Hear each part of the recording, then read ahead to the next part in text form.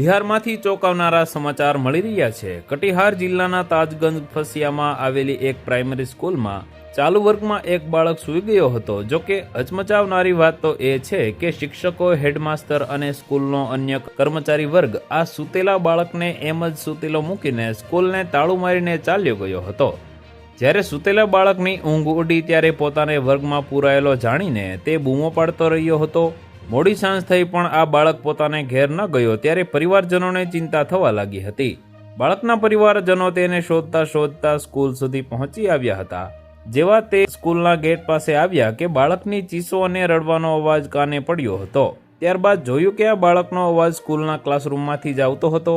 આ બાળક બારીમાં બેસીને બૂમો પાડતું હતું। આખરે સ્થાનિકોની મદદથી આ બાળકને બહાર કાઢવામાં આવ્યું હતું।